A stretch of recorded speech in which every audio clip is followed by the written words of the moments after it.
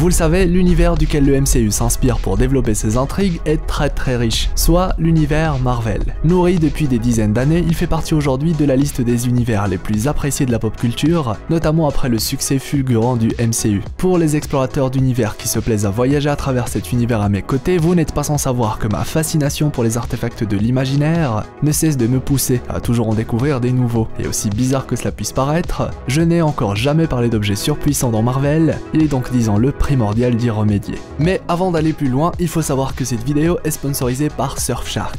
Nul besoin de vous rappeler à quoi sert un VPN ou réseau privé virtuel si vous préférez, entre la possibilité de surfer en toute tranquillité en protégeant ton IP et tes données de navigation, ou ce que je préfère le plus en ce qui me concerne à savoir pouvoir se géolocaliser n'importe où dans le monde.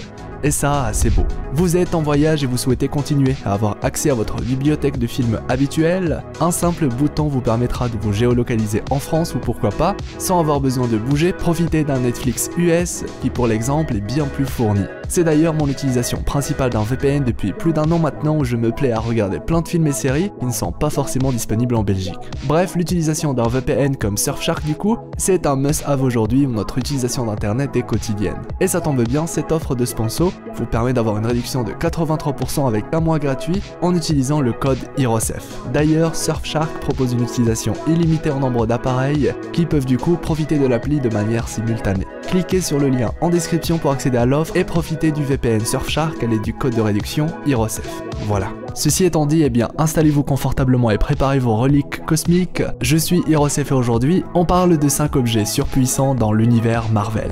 Bon visionnage.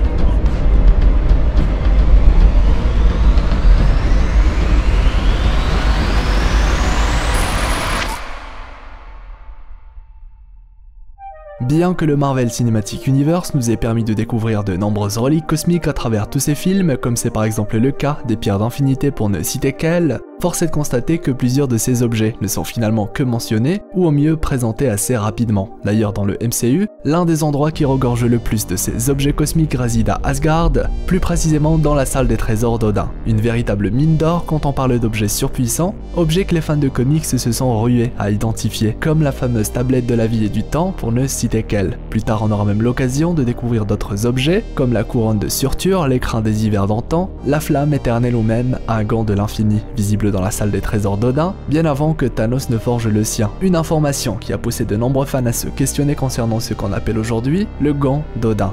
Par la suite, c'est via le personnage de Hela, fille d'Odin, qu'on découvre que ce gant n'est qu'une réplique, et on suppose du coup que le gant originel, lui, a peut-être été détruit ou caché loin des regards. Ce qui nous amène du coup, en parlant de Hela, à parler de la flamme éternelle, première de notre sélection de 5 objets surpuissants. Avant toute chose, il faut savoir que la flamme éternelle est une flamme mystique qui, comme son nom l'indique, ne peut être éteinte, une sorte de relique contenant le réel pouvoir du géant de feu Surtur. Cette flamme est capable de ressusciter les morts et semble-t-il même de les contrôler. Cette flamme était gardée dans la salle des trésors d'Odin et protégée par le Destructeur. On apprend d'ailleurs qu'Odin l'a volée avec ses frères à l'aube des temps afin que Surtur, le géant du feu, ne puisse pas allumer son épée avec la flamme éternelle et ainsi provoquer le Ragnarok. A noter que Hela semble bien plus intéressée par la flamme éternelle que le Tesseract durant le Ragnarok, preuve que lorsqu'il s'agit de prendre le pouvoir, la flamme éternelle peut être bien plus puissante qu'une gemme de l'infini, ici celle de l'espace. L'utilisation principale de la flamme semble être de ressusciter les morts, ce qui explique d'ailleurs, entre autres, sa présence sur Asgard, loin des regards malveillants. Malheureusement pour nous, rien ne semble indiquer l'origine de la flamme éternelle, même si son lien avec Surtur, le géant du feu, peut peut-être nous aiguiller concernant une certaine liaison avec la toute première flamme de l'existence,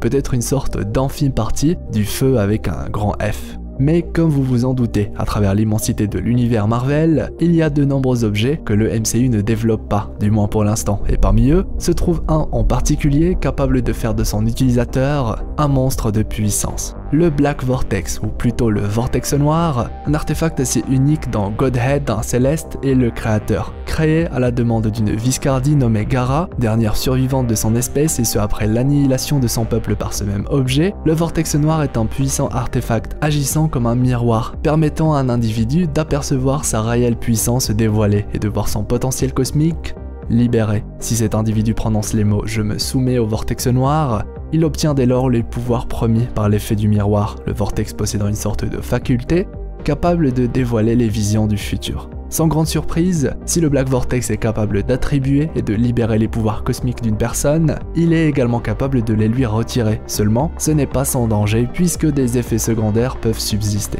A noter que la puissance accordée au Black Vortex n'est pas éternelle, puisqu'elle diminue avec l'effort mais aussi avec le temps. Parmi les personnages qu'on connaît plutôt bien à travers le MCU ou non qui interagissent de près ou de loin avec les intrigues liées au Vortex noir, on retrouve Captain Marvel, Gamora, Star-Lord, Groot, Nova ou encore le Collectionneur, sachant que toujours dans les comics, le Vortex noir est surtout lié aux Gardiens de la Galaxie ainsi qu'aux X-Men. Une chose est sûre, l'apparition d'un tel objet dans les prochaines phases du MCU pourrait clairement tout chambouler. Après tout, on parle d'un objet capable de libérer le potentiel cosmique d'un être, l'élevant ainsi au rang d'une entité cosmique. Toutefois, et puisque les mises en garde viennent toujours à la fin, je cite, « Rien n'est clair concernant ce que ce pouvoir fait à ton cœur ». Alors que beaucoup de fans en pensaient, la première fois qu'ils ont vu le Tesseract dans le MCU qu'il s'agissait d'un cube cosmique, le temps a fini par révéler que le Tesseract n'était en réalité qu'un réceptacle pour la gemme de l'espace, révélant par la même occasion que le MCU a décidé de fusionner deux objets, comme il a l'habitude également de faire avec certains personnages, le tout dans l'optique de surprendre le fan de la première heure avec de nouveaux éléments. Mais du coup, à la base, c'est quoi un cube cosmique? Le cube est un artefact qui permet de contrôler la matière et l'énergie selon la volonté de celui qui le manie. Il faut bien évidemment que l'utilisateur soit familier avec le fonctionnement du cube et qu'il ait beaucoup pratiqué afin que ce dernier soit utilisé correctement. Un utilisateur apte et expert peut alors modifier toute la réalité pour répondre à ses pensées.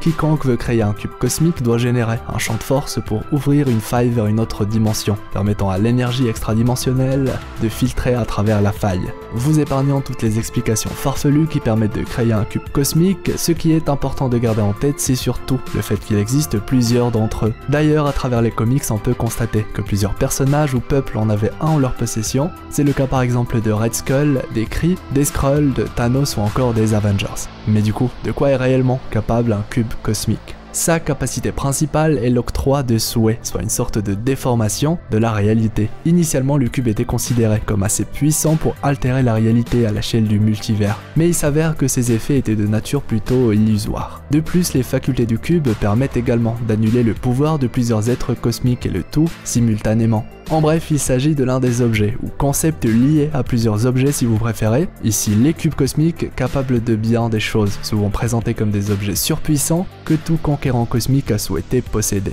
A noter que les cubes sont les hôtes d'une volonté semi-consciente, car même sous forme de cubes, ils peuvent choisir comment être utilisés et refusent même certains souhaits si cela ne leur convient pas. L'un des rares éléments que le MCU a souhaité garder quand on parle du Tesseract, qui, souvenez-vous, a refusé d'obéir à Red Skull allant jusqu'à le téléporter voire maudire à l'aide de la gemme de l'âme. Il est très difficile de parler d'objets surpuissants sans parler d'Odin et de sa collection personnelle. D'ailleurs, les fans de comics sont assez familiers avec l'une de ses armes les plus destructrices, malheureusement absente dans le MCU. Sans grande surprise, il s'agit de la Odin Sword, l'épée d'Odin, appelée également la Grande Épée. Forgée par le roi d'Asgard lui-même, Odin, le père de toutes choses en l'an 1000, la construction de cette épée s'est faite sur base de l'anneau maudit qui était fait en or de Rhin. Odin l'a remodelé avec son sceptre de puissance afin de créer une arme de 8 mètres de long, l'épée d'Odin. Toutefois, de par l'origine du métal avec laquelle elle a été forgée, l'épée d'Odin était maudite. Malgré la malédiction, Odin décidera tout de même de l'utiliser, espérant tout de même que la lame finirait un jour ou l'autre par être purgée et qu'elle pourrait alors être maniée sans danger. Bien évidemment, seul Odin pouvait la remettre dans son fourreau sans effort si elle était partiellement sortie. Car oui, l'épée sortait lentement mais régulièrement de son fourreau dès que le Ragnarok était sur le point de se produire. A noter que si la lame était tirée complètement, la fin du monde arriverait, du moins c'est ce que Odin expliquera à son peuple. Au fil du temps, plusieurs ennemis d'Asgard ont cherché à mettre la main sur l'épée d'Odin pour que le Ragnarok se produise et qu'Asgard soit détruite, mais sans succès. Un jour, Thor utilisera l'épée contre un céleste lors d'un combat infernal, un événement qui se conclura par la destruction de l'épée ainsi que la disparition de la malédiction. Ce qui nous amène du coup à traiter du dernier objet de la liste, également lié à Odin selon certains, le fameux Gant de l'Infini. Probablement l'objet le plus iconique de l'univers Marvel, mais aussi l'un des plus puissants artefacts de l'univers Marvel en général, si ce n'est le plus puissant. Il a été créé pour contenir les 6 gemmes de l'infini, plus connues sous le nom des pierres d'infinité. Lorsque l'utilisateur fait appel au pouvoir des pierres en simultané, il est alors doté d'un pouvoir divin lui permettant d'accomplir tout ce qu'il souhaite. Dans les comics, le gant a été porté entre autres par le Titan Fou, qui a récupéré les gemmes de l'infini des anciens de l'univers afin d'apaiser son amour pour l'entité, connue sous le nom de la mort. Et bien sûr, comme dans le MCU, Thanos a utilisé le gant de l'infini avec toutes les gemmes pour éliminer la moitié des êtres vivants de l'univers. Lorsque le gant de l'infini possède les pierres au complet, chacune des gemmes lui confère alors le pouvoir suivant. La pierre du temps permet au porteur d'avoir un total contrôle sur tous les aspects du temps, y compris le voyage temporel, l'arrêt, le ralentissement ou l'accélération du flux temporel. Elle permet également de ralentir ou accélérer le vieillissement d'une personne. La pierre de l'espace permet au porteur de manipuler de manière illimitée l'espace, lui permettant de se téléporter, de créer des trous de verre ou de manipuler les dimensions. La pierre de l'âme permet au porteur de manipuler de manière illimitée, comme son nom l'indique, les âmes des vivants mais aussi des morts. Celle de la réalité permet au porteur de tout simplement modifier les lois naturelles de l'univers, et la pierre du pouvoir de son côté permet de contrôler toute la puissance de l'univers. Elle peut par exemple être utilisée pour augmenter ou se défendre contre n'importe quelle force. Enfin, la pierre de l'esprit permet d'emmener son utilisateur dans ce que les comics appellent la conscience universelle, pouvoir qui permet au porteur de manipuler de manière totale des facultés telles que la télékinésie et la télépathie pour ne citer que.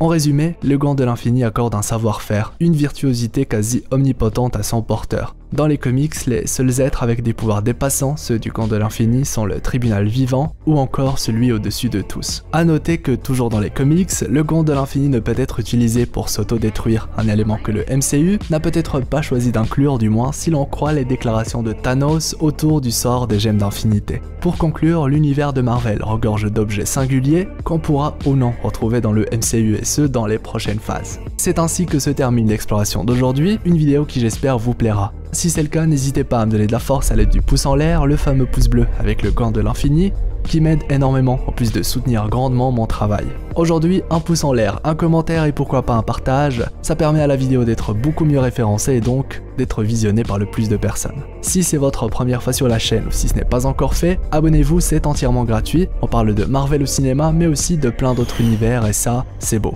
Bien sûr, l'espace commentaire est là pour me dire ce que vous avez pensé de tout ça, pour me partager un retour, une idée, une remarque ou une théorie. Ah oui, et dites-moi aussi les objets que vous voulez voir prochainement dans le MCU ou encore ceux que vous trouvez surpuissants. Tiens, je suis d'ailleurs curieux de savoir quelle est votre pierre d'infinité préférée et pourquoi. Pour ne rater aucune vidéo, ce qui serait fort dommage, je vous invite également à activer la petite cloche et si vous souhaitez suivre mon actualité, vous trouverez en description tous les liens pour tout ce qui est réseaux sociaux, surtout Instagram sur lequel je partage pas mal de trucs assez cool. Voilà, juste avant de terminer, je vous redirige vers la vidéo consacrée à Avengers 5, une superbe vidéo qui plaira à beaucoup d'entre vous. Quant à moi, je vous dis à la prochaine pour de nouvelles aventures. C'était Hirosef l'explorateur d'univers, pour vous servir.